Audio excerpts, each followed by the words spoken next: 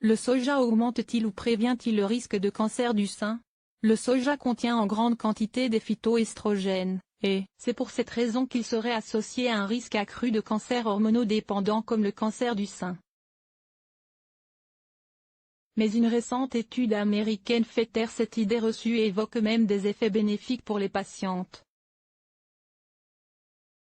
S'il est connu que certains aliments augmentent le risque de cancer comme l'alcool, un excès de viande rouge et un excès d'aliments salés, le rôle de certains autres facteurs alimentaires dans l'augmentation ou la diminution de survenue de cette maladie reste encore à confirmer. C'est le cas du soja qui contient une quantité importante de substances phytoestrogènes comme les isoflavones, qui ont un effet similaire mais beaucoup plus faible à celui des œstrogènes produits par le corps. La question se pose en effet quant à leur action sur les cancers hormonodépendants, sein, endomètre, prostate, qui sont favorisés par une forte proportion d'estrogènes dans le sang. C'est notamment le cas pour le cancer du sein puisque 60 à 70% des cas sont hormonodépendants, selon la Fondation Arc contre le cancer, ce qui signifie que les cellules cancéreuses sont très sensibles aux œstrogènes. Des chercheurs de la Tufts University ont étudié de près ce lien potentiel et leurs nouvelles recherches indiquent que les produits alimentaires à base de soja sont sûrs et même bénéfiques pour les femmes diagnostiquées avec cette maladie.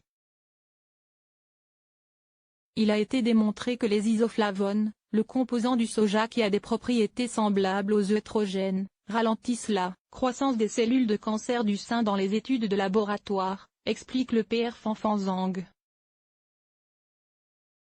Tout dépend du type de cancer et du traitement. Celle-ci ajoute, les analyses épidémiologiques réalisées auprès de femmes d'Asie orientale avec le cancer du sein ont trouvé un lien entre une grande consommation d'isoflavones et une réduction de la mortalité.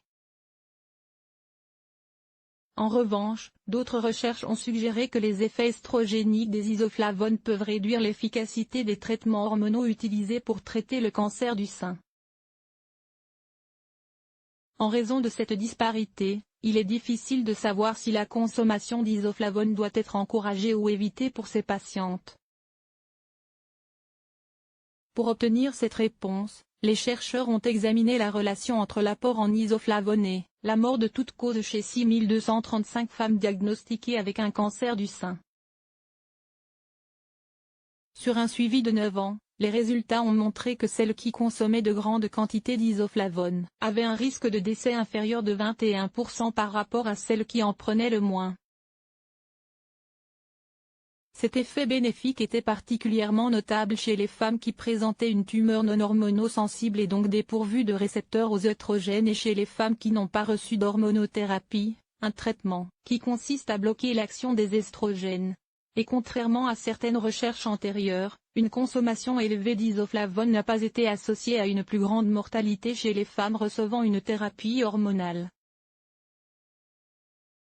La prudence reste de mise. Nous ne voyons pas un effet préjudiciable de la consommation de soja alimentaire chez les femmes qui ont été traitées par hormonothérapie, souligne le Dr Zhang.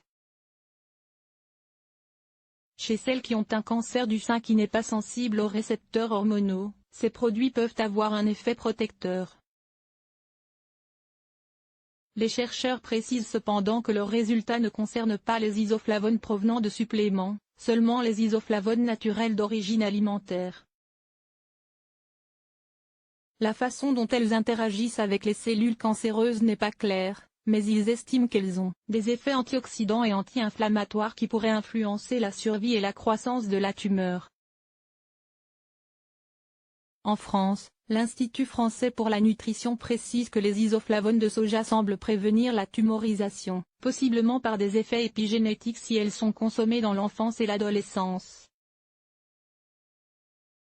Mais dans son dernier rapport sur le sujet, l'ANS préfère se montrer prudente, et affirme que les données disponibles à ce jour montrent que les phytoestrogènes ne sont pas associés à une augmentation du risque de cancer du sein chez la femme. Toutefois, l'agence déconseille les compléments alimentaires qui contiennent des phytoestrogènes purs ou des extraits de plantes, en contenant aux femmes ayant des antécédents personnels ou familiaux de cancer du sein. En cas de doute, elle recommande également de demander conseil à son médecin car le soja demeure un aliment intéressant sur le plan nutritionnel en dehors de la problématique des phytoestrogènes. Agence nationale de sécurité sanitaire, de l'alimentation, de l'environnement et du travail.